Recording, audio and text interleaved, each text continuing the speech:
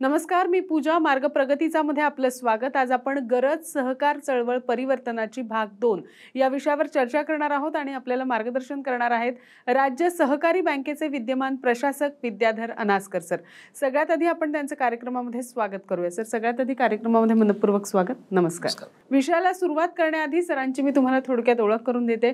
विद्याधर अनासकर हे राज्य सहकारी बँकेचे विद्यमान प्रशासक म्हणून कार्यरत आहे. सहकारी क्षेत्रातील तज्ञ अभ्यासक म्हणून त्यांना देशभरात ओळखलं जातं. महाराष्ट्राची मुख्य ओळख असलेला सहकार हा व्यवस्थित चालावा म्हणून अनासकर सातत्यानं प्रयत्नशील आहेत.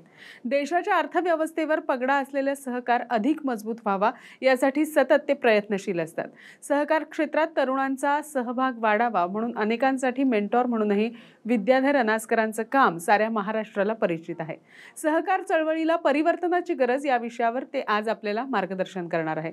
सर, जसं पहिल्या भागात आपण म्हणालात की अंतर्गत सहकार्याची खूप गरज आहे, त्याचप्रमाणे या परिवर्तनाच्या चळवळीला तुम्ही का सुरुवात केलेली आहे, तर पुढे आपण जाऊया थोडंसं. आणि पुढच्या प्रश्नाला मी सुरुवात करते की सहकारी संस्थांच्या निवडणुका योग्य पद्धतीने होण्यासाठी नेमकं तुम्ही कशा पद्धतीची धडपड करताय? नाही, आजची परिस्थिती मी बघायला जाल तर या प्रत्येक जण सांगतो की सहकारात येताना आपले राजकीय जोडे बाहेर ठेवून या. प्रत्येक जण पूर्वीपासून ते रूल आहे, सगळ्यांनी सांगितलं की सहकारात येताना तुम्ही राजकीय जोडे बाहेर ठेवा. परंतु या सहकारी संस्थांच्या निवडणुका जर बघायला जाल तर त्या पॅनल पद्धतीने लढवल्या जातात आणि सगळ्या ठिकाणी राजकीय पॅनल असतं. या पक्षाचं पॅनल, त्या पक्षाचं पॅनल. तुम्हाला राजकारण त्यात आणायचं नाही आहे. राजकीय जोडे बाहेर ठेवून जर सहकारात प्रवेश करा असं जर तुमचं एक तत्त्व आहे तर सहकाराच्या निवडणुका राजकीय पक्षांच्या नावाने का लढवल्या जातात हे मला आजपर्यंत न उलगडलेलं कोड आहे. मग ते पॅनल का होतं? समजा विद्याधर अनासकरचं एक पॅनल आहे. त्या पॅनलमध्ये विद्याधर अनासकर हे नोन व्यक्ती आहे आणि माझ्या पॅनलमध्ये बाकीचे 20 लोक आहेत.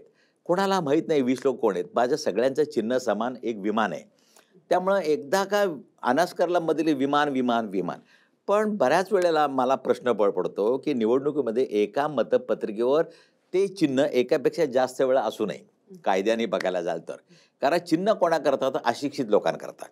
मग एकाच मतपत्रिकेवर मला जर अनासकरांचं विमान आहे, मला अनासकरांना मत द्यायचं आहे, दुसऱ्याला मला मत नाही द्यायचं. अशिक्षित माणसाला कसं समजणार की अनासकरांचं विमान कोणतं आणि ज्याला मला मत नाही द्यायचं त्याचं विमान कोणतं? त्यामुळं इथं पॅनल पद्धती बंद करायला पाहिजे. पॅनल पद्धती बंद करताना मी इंडिव्हिज्युअल मेरिटवर मी या सहकारी संस्थेकरता काम केलं आहे, मला मत द्या असं म्हणून त्यांनी व्यक्तिगत मत मागितलं पाहिजे. एक पॅनलचा हिस्सा म्हणून ते अनासकरचं पॅनल आहे. अनासकर जर चांगला असेल तर चला सगळेजण 20 लोकांना मत देतात. त्यातल्या बऱ्याच लोकांना कोणी ओळखत नाही. त्यामुळं एक एकाधिकारशाही. बऱ्याच वेळेला असं म्हणतात की लोक एक विचाराचं पॅनल आलं म्हणजे काम सुरळीत होतं. सुरळीत काम होण्याचा जसा फायदा आहे तसं मोनोपोली आणि हुकुमशाही हा पण एक धोका आहे. त्यामुळे सगळे एकाच तुम्ही पॅनलचे आले तो लीडर असतो, तो म्हणेल तशी ती संस्था चालते. त्यामध्ये वैचारिक देवाणघेवाण होत नाही कारण एकच लीड करत असतो. त्यामुळे ही पॅनल पद्धती बंद केली पाहिजे. कायद्यात कुठेही पॅनल पद्धती नाही.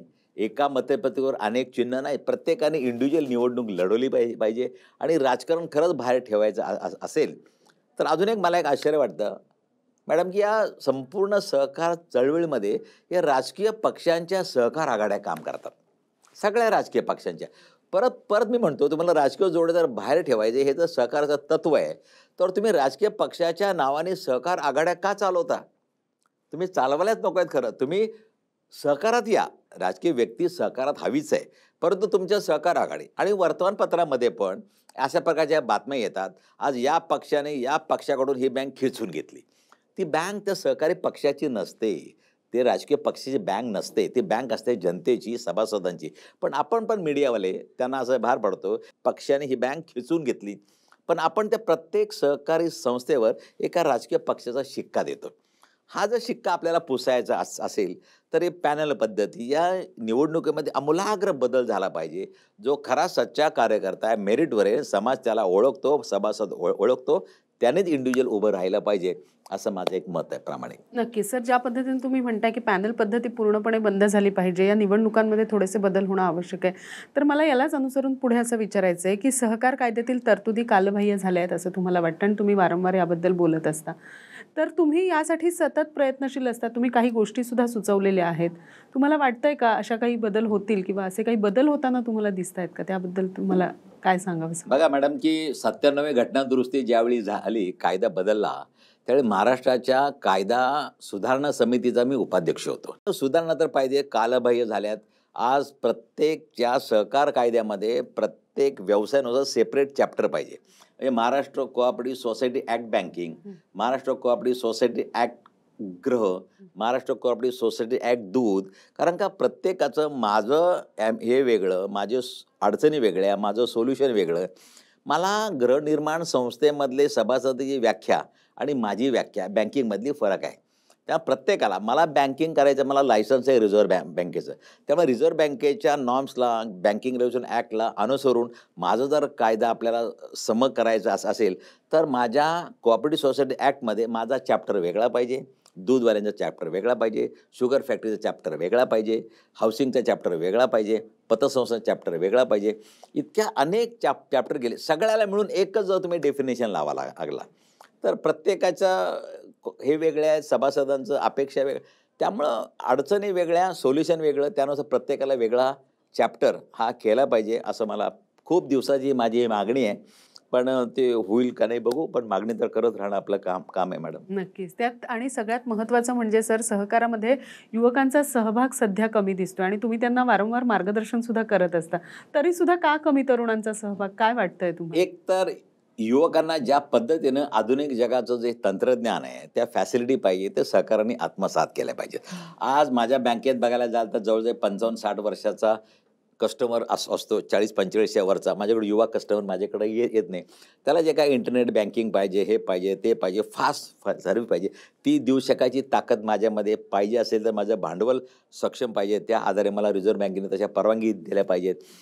पण सहकारामध्ये पूर्वी बघायला जाल तर शालेय स्तरापासून एक सहकाराची चळवळ उभी राहत होती. म्हणजे आमच्या काळामध्ये शाळेमध्ये सहकार भांडार असायचे आणि आम्ही सहकार त्या वेळात आम्ही 7वी-8वीत असताना वह्या एकत्र घ्यायचो. आमचा एक अध्यक्ष असायचा. सहकारी संस्था शालेय जीवनामध्ये आम्ही रन करत असायचो.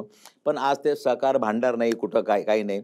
अनेक ठिकाणी युवकांना तुमच्या बायलॉजमध्ये बदल केला पाहिजे. तुम्ही 2 जागा जसं महिलांना राखीव आहेत संचालक मंडळात, 2 जागा युवकांना राखीव ठेवल्या पाहिजेत.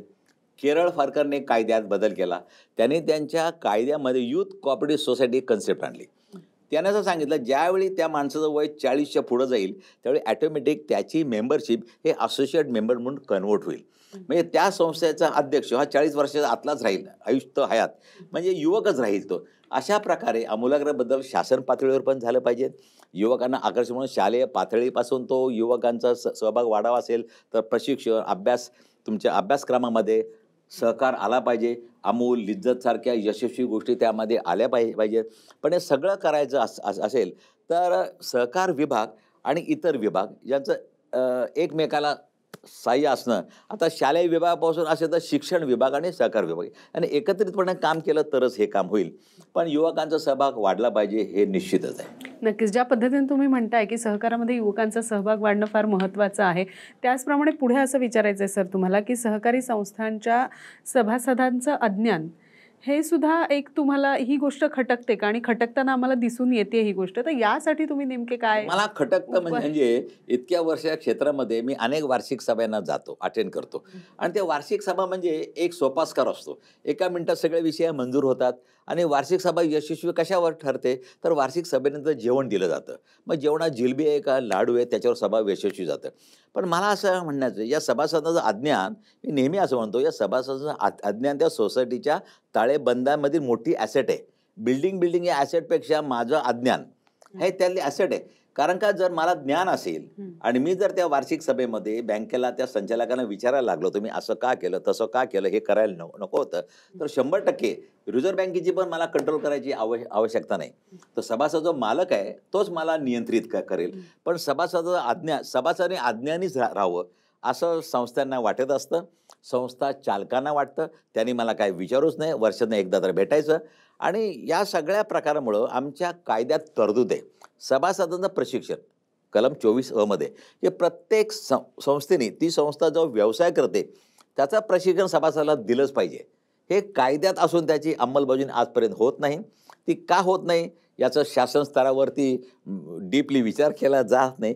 पण प्रत्येक गोष्ट मारून मुटकून होणार नाही. व्हॉलेंटरी लोकांनी माझ्या सभासदांना शिकवलं पाहिजे की नेमकं मी ज्या मुद्द्यावर मी म्हणतो माझी बँक उत्कृष्टपणे चालवतो ते मुद्दे समजून घ्यायची ताकद सभासदांच्या ज्ञानामध्ये असेल तर मला वाटतं रिझर्व्ह बँकेची पण आम्हाला कंट्रोल करायची गरज नाही. हे सभासदच मला नियंत्रित करू शकतात. नक्कीच. त्याचप्रमाणे सहकार क्षेत्रामध्ये व्यावसायिकता नाही असं रिझर्व्ह बँक वेळोवेळी म्हणत असते. या बाबतीत तुम्हाला काय म्हणायचं? नाही, रिझर्व्ह बँकेचं म्हणणं उलट आहे. आता रिझर्व्ह बँक ते बँकिंग रेग्युलेशन ॲक्ट आहे, हा कंपनी कायद्याखाली त्यांचं ते सगळं रजिस्ट्रेशन वगैरे आहे. त्यामुळं या व्यापारी बँकांचा उद्देश आहे ते जास्तीत जास्त नफा, मॅक्झिमम नफा. म्हणजे जिथं मॅक्झिमम हा शब्द मिसिंग आहे तिथं ते म्हणतात तुम्ही चॅरिटी बिझनेस करता. पण सहकारात बघायला जाल तर मॅक्झिमम प्रॉफिट हा शब्द आमच्याकडे नाही. जरुरी पुरता नफा. त्यांचा कायदा फिरतो to protect the interest of the depositor. आमचा कायदा फिरतो सभासदाभोवती, to protect the interest of the members. त्यामुळे आमच्या इथं सभासदाचं हित प्राईम आहे आणि नंतर जरुरी पुरता नफा आहे. त्यामुळे रिझर्व्ह बँकेला त्यात प्रोफेशनलिझम नाही असं वाटतं. पण अनेक सहकारी बँका, इतक्या मोठमोठ्या बँका आपल्याकडे उत्कृष्टपणे चालल्यात. भारतातल्या 10 सगळ्या मोठ्या बँका आहेत त्यापैकी 7 बँका, पहिल्या 7 बँका महाराष्ट्रात आहेत. 10,000 कोटीच्या वर ठेवी असणाऱ्या राष्ट्रीयकृत बँकांपेक्षा उत्कृष्टपणे बँकिंग करतात. उलट मी ते कधी कधी म्हणतो राष्ट्रीय बँका अडचणीत आल्या असतील तर आमच्या सहकारी बँकेमध्ये यशस्वी आहेत त्यांना तिथे ॲडमिनिस्ट्रेटर नेमा. इतकं आमच्या सहकारी. पण मॅक्झिमम प्रॉफिट व्यावसायिकता म्हणजे काय? नेहमी मी उदाहरण देतो, एखाद्या केस नसलेल्या माणसाला कंगवा विकणं याला जर रिझर्व्ह बँक प्रोफेशनलिझम म्हणत असेल तर ते आमच्याकडं नाही. आम्ही सभासदाचं हित आणि जरुरी पुरता नफा, त्यामुळे आम्ही या मार्गाने जातो. जास्तीत जास्त नफा ही कन्सेप्टच सहकारात नाही आहे. त्यामुळे रिझर्व्ह बँकेचा या म्हणण्याला काय अर्थ नाही. त्यांची दृष्टी आम्हाला मान्य नाही. त्याचप्रमाणे सहकारामध्ये आचारसंहिता असावी असं तुम्हाला वाटतं? तर हां, 100% असावी. प्रत्येक संस्थेमध्ये जसं बायलॉज असतात, माझं असं म्हणणं आहे कोड ऑफ कॉन्डक्ट असला पाहिजे. त्यांच्या उपविधीमध्ये असला पाहिजे. आचारसंहिता असली पाहिजे. आता न्यू इंडिया बँकेचं उदाहरण घ्या. आचारसंहिता जी व्यक्ती स्वतः मनी लेंडिंगचा व्यवसाय करते त्या व्यक्तीने त्या बँकेच्या संचालक पदावर राहू नये. कारण का बँक पण लोन वाटते, तुम्ही पण लोन वाटता, एकाच प्रकारचे 2 बिझनेस. पण त्या न्यू इंडिया बँकेतला जो अध्यक्ष होता, त्याची पत्नी, त्याचं मुलगा, हे सगळे त्यांची एक स्वतःची लेंडिंग कंपनी आहे. त्यामुळे नैतिकतेला धरून नाही आहे. त्यामुळं तुम्ही कुठंतरी असं कोड ऑफ कॉन्डक्ट किंवा त्याला आपण एक नैतिकतेचं जोड दिली पाहिजे की हे मी नाही केलं पाहिजे. आणि मी म्हणजे माझं नेहमी असं म्हणतो की मी ज्यावेळी सिगरेट पितो त्यावेळी दुसऱ्याला पिऊ नको असं म्हणायचा हक्क मी त्याच वेळेला गमावून बसतो. आता मी स्वतःच ते करतो. त्यामुळे मी काय केलं पाहिजे, काय नाही केलं पाहिजे, सभेला कसं वेळेवर आलं पाहिजे, काय नाही आलं पाहिजे. अनेक बँकांमधून चांगल्या गोष्टी आहेत, कोड ऑफ कॉन्डक्ट आहेत. त्या प्रत्येक बँकेने आपण ठरवलं तर ते निश्चितच पाळू शकतील. कायद्याने हे होणार नाही. व्हॉलेंटरीली तुम्ही ते आत्मसात केलं तर ते नक्कीच होईल असं मला वाटतं. सहकाराला राजाश्रय हवा की नको याबद्दल तुमचं काय मत आहे आणि काय सांगायचं आहे तुम्हाला? सहकाराची मूळ जी संकल्पना आहे ती सहकार ही शासनप्रणीत चळवळ आहे. म्हणजे शासनाच्या मदतीशिवाय ही चळवळ उभी राहिलेली नाही. तळागाळातल्या लोकांना की स्वतःला पुढं आणण्यासाठी, सक्षम करण्यासाठी शासनाने भांडवल द्यायचं, त्यांनी भांडवल पुरवठा थोडा करायचा, मग ती सहकार संस्था स्थापन होईल आणि ते सभासदाचा बल होईल. त्यामुळं सहकारी शासनप्रणीत चळवळ असल्यामुळं त्याला राजश्रय आवश्यकच आहे. राजश्रय असल्याशिवाय सहकार चळवळ तग धरू शकलेली नाही आजपर्यंत. सगळे साखर कारखाने घ्या, सूत गिरण्या घ्या, जिल्हा बँका द्या, ते शासनाने भांडवल रूपाने त्यांना मदत केली, त्यांना उभं केलं आहे. त्यामुळे राजाश्रय असल्याशिवाय आज माझ्याच बँकेचं उदाहरण घ्या की माझ्या बँकेला नागपूर जिल्हा बँकेचे प्रशासक म्हणून नेमलं गेलं तर शासनाच्या मनात आलं हे योग्य आहे किंवा शासनानेच शेवट ते काम केलं. त्यामुळं राजाश्रय असायला पाहिजे. राजाश्रय असल्याशिवाय यांना कोणी नाही. इवन भारताच्या स्वातंत्र्यानंतरच्या काळामध्ये ज्यावेळी सहकारावर स्वतंत्र प्रकरण टाकलं गेलं एक गोरावाला समितीच्या शिफारशीनुसार, तेव्हापासून सरकारने मनात धरलं की प्रत्येक खेडेगावामध्ये एक शाळा पाहिजे, एक ग्रामपंचायत पाहिजे आणि सहकारी संस्था पाहिजे. हे नियोजनात आहे पहिल्यापासून. त्यामुळं राजाश्रय असायलाच पाहिजे. राजाश्रयाच्या शिवाय कारण का आम्ही प्रायव्हेट सेक्टरला कॉम्पीट करू शकत नाही. आम्हाला राजश्रय हे शासनप्रणीत चळवळ आहे. पण मध्यंतरीच्या काळामध्ये शासनप्रणीत चळवळ याचा विसार या शासनाला पडला होता. पण आता मात्र केंद्रामध्ये स्वतंत्र सहकार विभाग, त्यांचे अमित शाह सारखे एक जबरदस्त मंत्री त्या सहकार विभागाला मिळाले असल्यामुळं राजश्रय आम्हाला एक जबरदस्त मिळाला आहे. त्यामुळे या मुद्द्यावर सहकाराची निश्चितच वाटचाल छान होईल. पण राजश्रय असायलाच पाहिजे. नक्कीच. त्याच पद्धतीनं पुढे असं विचारायचं की सहकारी गृहनिर्माण संस्था व भांडण यांचं अतूट नातं आहे असं म्हटलं जातं. अनेक माझे मुलाखती झाल्या या सहकारी संस्थांच्या संदर्भामध्ये. त्या सहकारी संस्था म्हणजे परस्परांना सहकार, हा सहकाराचा गाभा असताना सहकारी संस्थांमध्ये मात्र अत्यंत छोट्या-छोट्या गोष्टीवरनं भांडणं होतात, की कुत्रा भुंकतो काय, कुत्रा पाळला जातो काय, लिफ्टमध्ये कुत्र्याला घेऊन जायचं का नाही जायचं, कपडे वाळत टाकतात, छोट्या-छोट्या गोष्टीवरनं भांडणं होतात आणि त्याकरता अख्खं सहकार विभाग त्यामध्ये कामाला लागतं. म्हणून मी असं सरकारला सुचवलं होतं कायद्यामध्ये यांची स्वतःची एक अल्टरनेट डिस्प्यूट रिझोल्युशन सिस्टीम, या प्रत्येक सहकारी संस्थेने स्वतःची एक ADR सिस्टीम करायची. तुम्हीच एक 3 लोकांची कमिटी नेमायची, तुम्हाला आम्ही क्वासी ज्युडिशियलचे अधिकार द्यायचे आणि न्यायदानाची प्रक्रिया सोसायटीनेच राबवायची. आणि त्या बायलॉजमध्ये त्याने ॲडिशनल असले पाहिजेत, की आम्हाला काय करायचं, हे असं करायचं, नाही करायचं, हे केलं तर काय दंड होईल, हे तुम्हीच करायचं, तुम्हीच न्याय द्यायचा. आणि त्यामुळे जवळजवळ 90% तक्रारी इथं संपुष्टात येतील. आणि याच्यानंतर जर तुम्हाला अपील करायचं असेल तर मात्र मग सहकार खात्याची यंत्रणा आहे, DDR आहे, कोऑपरेटिव्ह कोर्ट आहे. पण सुरुवातीला तुम्हाला घटनेमध्ये यांना स्वायत्तता दिली आहे. सहकारी संस्थांना घटनेमध्ये स्वायत्तता आहे, तर तुम्ही तुमचा निवाडा प्राथमिक स्तरावर तुम्ही केला पाहिजे. त्यामुळे ADR सिस्टीम ज्याला मी म्हणतो अल्टरनेट डिस्प्यूट रिझोल्युशन सिस्टीम, हे मी कायद्यात आणली होती, राज्यपालांच्या वटहुकमामध्ये होती. पण नंतर मात्र सबसिक्वेंटली त्या विधानसभेमध्ये ती काढली गेली.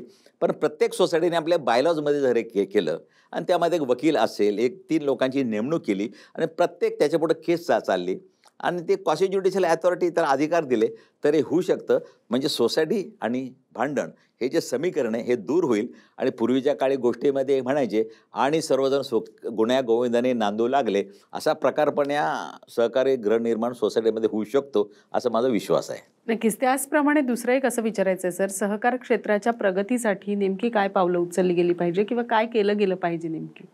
बघा, सहकार क्षेत्राची प्रगती करायची असेल तर आज भांडवलाला महत्त्व आहे. पूर्वी व्यक्तीला महत्त्व होतं, आज भांडवलाला महत्त्व आलं आहे. त्यामुळं आज अनेक वेळेला मी सहकार म्हणतो की तुम्ही एंट्री पॉईंट नॉर्म थोडे कडक करा. आज आमच्याकडं बघा, एखाद्या गावामध्ये, चंद्रपूरच्या गावामध्ये जर तुम्हाला सहकारी संस्था स्थापन करायची असेल, फक्त ₹1,00,000 भांडवल लागतं आणि 300 लोकं लागतात. तर इथं तसं न करता मुंबईसारख्या शहरामध्ये 4,000 लोकं आणि ₹75,00,000 भांडवल लागतं. माझं म्हणणं आहे 75,00,000 आजकालच्या काळात खूप फुटफुस आहे. म्हणजे कुठलाही तोटा सहन करायची ताकद त्या भांडवलात नाही. त्यामुळे उद्या डिपॉझिटच्या पैशाला हात लागतो. तुम्ही उलटं करा, 100 लोकं आणि ₹7 कोटी भांडवल. म्हणजे ती मुळात स्थापन होतानाच आर्थिकदृष्ट्या सक्षम असली पाहिजे. तुम्ही तिथं मात्र 4,000 लोकं आणि 4,000 लोकं गोळा करायची ताकद सामान्य माणसाची नसते. तो तिथला पुढारीच गोळा करतो आणि पुढाऱ्याने गोळा केल्यानंतर, सहकारी संस्था स्थापल्यानंतर तोच अध्यक्ष होणार. तुम्ही जर त्याला म्हणायला लागला, आता तुझं काम झालं तू जा, तसं कधी होत नाही. त्यामुळं सभासद तो नॉर्म्स, पूर्वीचे एंट्री पॉईंट नॉर्म्स आता आमूलाग्र बदललेले आहे, जग बदललं आहे, भांडवलाला महत्त्व आलं आहे. त्यामुळं खरोखरच जर सहकारात तुम्हाला प्रगती पाहिजे असेल तर आपल्याला मात्र अनेक नियम बदलावे लागतील. कालानुरूप आमचं हे करावं लागेल. पूर्वी एक 1 मॅन 1 वोट आहे. अमूल सारख्याने जो जास्त दूध घालतो त्याला 2 मतं दिली. असं आपल्याला काहीतरी केलं पाहिजे की जेणेकरून आता आमच्या संपूर्ण कायद्यामध्ये डिपॉझिटरला काहीच अधिकार नाही. म्हणजे ज्या डिपॉझिटरच्या आधारावर माझी बँक चालते त्याला काही मला प्रश्न विचारायचे अधिकार नाही.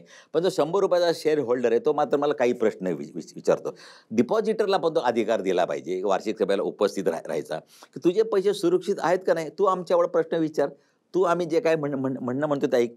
कारण का कुठलीही बँक चालवताना, सहकारी संस्था चालवताना 95% पैसा हा ठेवीदारांचा असतो आणि 5% पैसा फक्त सभासदांचा असतो. 5% ज्याची गुंतवणूक आहे त्याला सगळे अधिकार आणि 95% जो तुमच्याकडे पैसे ठेवतो त्याला मात्र काही अधिकार नाहीत प्रश्न विचारायचे. हे कुठंतरी बदललं पाहिजे तर सहकाराची प्रगती, विश्वासार्हता, सहकाराबद्दल एक चांगलं वातावरण होईल आणि पारदर्शकता येईल. 100% पारदर्शकता येईल. त्यामुळं हे बदललं पाहिजे. नक्कीच. जसं तुम्ही म्हणालात, की सहकाराच्या प्रगतीमध्ये काही गोष्टी बदलल्या गेल्या पाहिजेत. त्याचप्रमाणे आधुनिक तंत्रज्ञानाच्या वापराचा स्वीकार करणं, हे सुद्धा तितकंच महत्त्वाचं आहे प्रगतीसाठी. तर त्या बाबतीत तुम्ही काय सांगू शकता? अतिशय महत्त्वाचं आहे. कारण का जसं जग पुढं चाललंय, आता काय झालंय, जागतिक अर्थव्यवस्था फ्री इकॉनॉमी नंतर संपूर्ण जग हीच एक बाजारपेठ झाली. आणि संपूर्ण जग हीच एक बाजारपेठ झाल्यानंतर फ्री इकॉनॉमी आहे. आज परदेशातलं कोणीही माझ्याकडे येऊन बँकिंग उघडू शकतं, कोणी संस्था उघडू शकतं. त्या स्पर्धेमध्ये मला राहायचं असेल, तर मला आधुनिक तंत्रज्ञान स्वीकारणं हे गरजेचं आहे. तर वेल क्वालिफाईड स्टाफ माझ्याकडे असणं गरजेचं आहे. त्या स्टाफला मला जास्त मानधन दिलं पाहिजे. त्यामुळे मी त्या स्पर्धेमध्ये कमी राहता उपयोगी नाही. जे जे आवश्यक आहे ते मला केलंच पाहिजे, या मताचा मी आहे. नक्कीच. ज्या पद्धतीनं सर तुम्ही सांगितलं, की सहकार चळवळ परिवर्तनाची गरज का आहे? प्रगती कशा पद्धतीनं झाली पाहिजे? निवडणुकांमध्ये बदल कशा पद्धतीनं झालं पाहिजे? या सगळ्याचं खूप छान मार्गदर्शन खरं तर आज तुम्ही इथे आलात आणि आमच्या प्रेक्षकांना केलं. त्याबद्दल आपले मनःपूर्वक आभार. नमस्कार. धन्यवाद. Thank you madam. थँक्यू. मार्ग प्रगतीचा मध्ये आज आपण इथेच थांबतोय. तुम्ही मात्र कुठेही जाऊ नका. पाहत रहा TV9 मराठी.